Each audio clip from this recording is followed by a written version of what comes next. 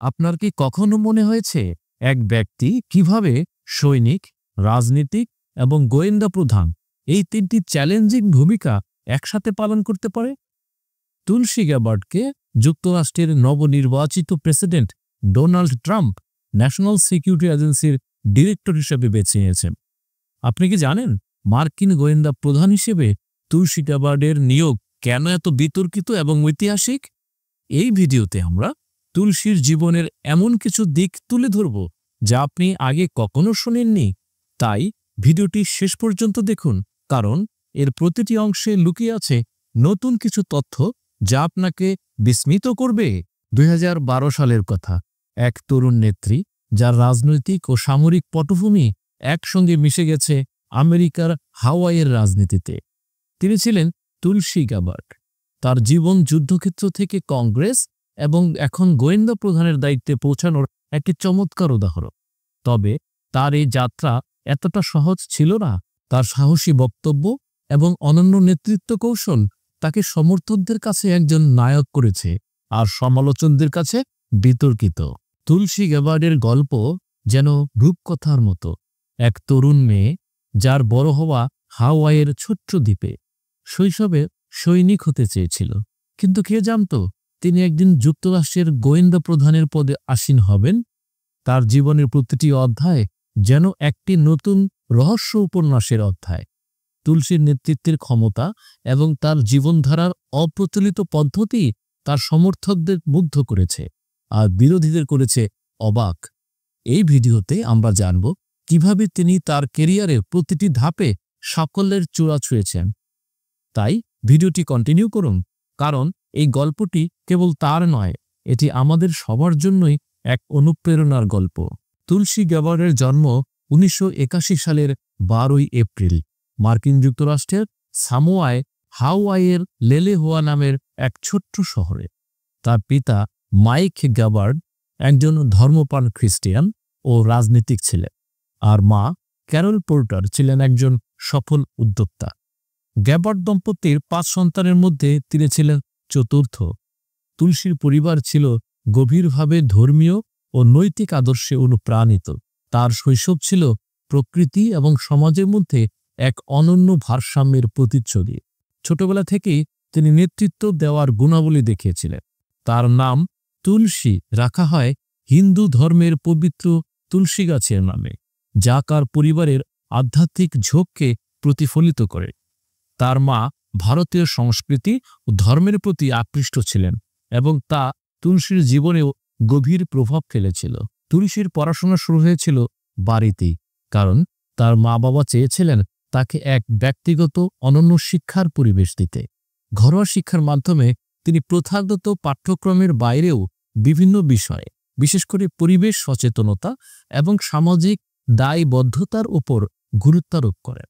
তুলসীর ব্যক্তিগত জীবনও তার কর্মজীবনের মতোই অনুপ্রেরণামূলক। তিনি সার্ফিং এবং যোগব্যায়াম ভালোবাসেন। প্রকৃতির সঙ্গে তার গভীর সম্পর্ক তাকে মানসিকভাবে দৃঢ় রাখে। 1915 সালের এপ্রিল মাসে বিয়ে করেন তুলসী গ্যাবার্ড। সেই সময় তার বিয়ে নিয়ে ভারতে বিস্তর আলোচনাও হয়েছিল, কারণ বৈদিক রীতি অনুযায়ী হাওয়াইয়ে সিনেমেটোগ্রাফার আব্রাহাম উইলিয়ামসকে বিয়ে করেছিলেন মিস গ্যাবার্ড।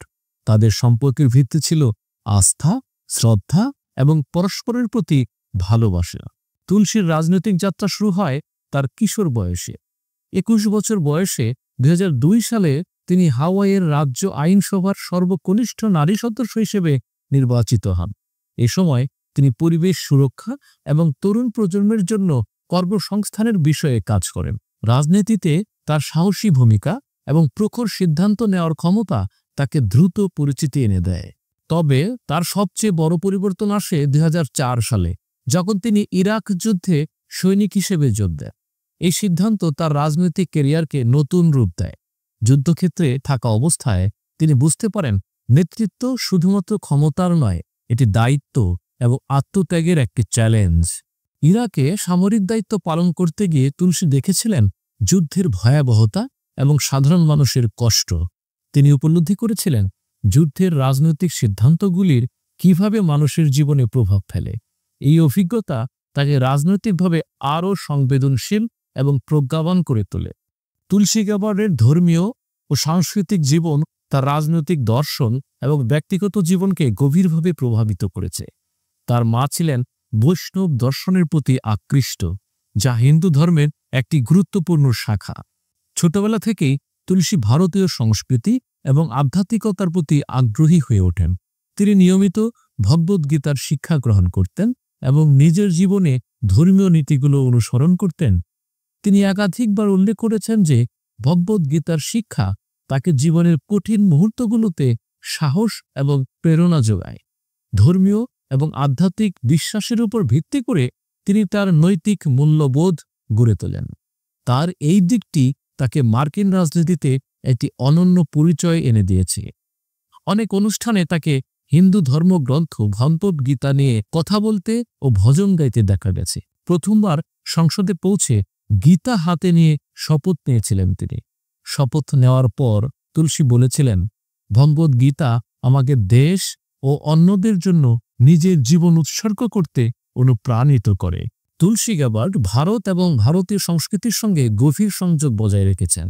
2015 সালে তিনি ভারত সফর করেন এবং প্রধানমন্ত্রী নরেন্দ্র মোদীর সঙ্গে সাক্ষাৎ করেন।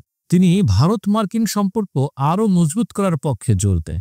তার বক্তৃতায় ভারতীয় দর্শন এবং মহাত্মা গান্ধীর অহিংসার শিক্ষা উঠে আসে। তুলসীর এই আন্তঃসাংস্কৃতিক দৃষ্টিভঙ্গি তাকে মার্কিন রাজনীতিতে ভিন্ন মাত্রা এনে দিয়েছে। 2020 সালে করোনাকালে বিশ্ব যখন একটা কঠিন পরিস্থিতির মুখোমুখি হয়েছিল, সেই সময়ে ডেমোক্রেটিক পার্টির হয়ে প্রেসিডেন্ট নির্বাচনে দলের প্রার্থী হিসেবে মনোনয়ন চেয়ে প্রতিযোগিতায় সামিল হয়েছিলেন। 2019 সালে তুলসী গ্যাবার্ড ডেমোক্রেটিক পার্টির পক্ষ থেকে মার্কিন প্রেসিডেন্ট নির্বাচনে প্রার্থী হওয়ার ঘোষণা দেন।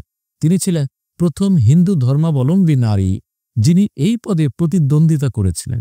গোয়েন্দা পরিচালক হলে তুলসী গ্যাবার্ডের অধীনে কেন্দ্রীয় গোয়েন্দা সংস্থা CIA, কেন্দ্রীয় তদন্ত ব্যুরো FBI, প্রতিরক্ষা, সেনাবাহিনী, নৌবাহিনী ও বিমান বাহিনীর গোয়েন্দা বিভাগ সহ আরও 18টি গোয়েন্দা সংস্থা থাকবে।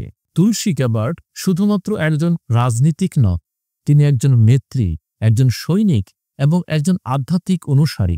তুলসীর জীবনের গল্প আমাদের শেখায় যে ধর্ম, সংস্কৃতি এবং মানবিক মূল্যবোধ একত্রে কিভাবে একজন ব্যক্তিকে শক্তিশালী এবং প্রভাবশালী করে তুলতে পারে। সাবস্ক্রাইব করুন এবং আমাদের চ্যানেলটিকে সাপোর্ট করতে লাইক দিন। কমেন্টসে আপনার মতামত জানান। আরও এমন চমকপ্রদ ভিডিও পেতে আমাদের সঙ্গেই থাকুন।